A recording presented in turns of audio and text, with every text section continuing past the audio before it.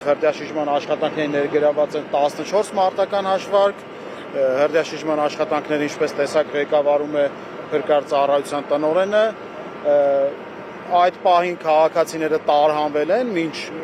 շրջփրկարարների ժամանելը արդեն սկսել է տարհանումը եւ այս պահի դրությամբ կարող եմ ասել, որ տուժածների վերաբերյալ դեռ տեղեկություններ չունենք։ Պարոն Սարգսյան, քիչ առաջ այստեղից նաև քաղաքացի բերման ենթարկվեց, ինչ հիմքով։ Բերման ենթարկելու հետ կապված ես հավելյալ ձեզ տեղեկություն կտրամադրեմ։ Պարոն Սարգսյան, KFC-ում է հրդեհը։ Նախնական տվյալներով ըստ ահազանգի հրդեհը բռնկվել է սննդի կետում։ Պատճառների մասին դեռ շատ վաղ է խոսել,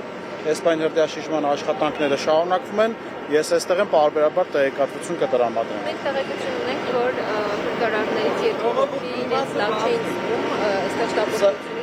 օգնություն է ստացել շարունակել։ Էլի կան Սխահարության հետևանքով նախնականով երկու հոգի էին, այո, բայց ընթացքում էլ եմ ասում կտրամադրենք տեղեկատվություն։ Երկու փրկարար ծխահարվել են, հա։ Սխահարության հետևանքով առաջին օգնություն է ստացել։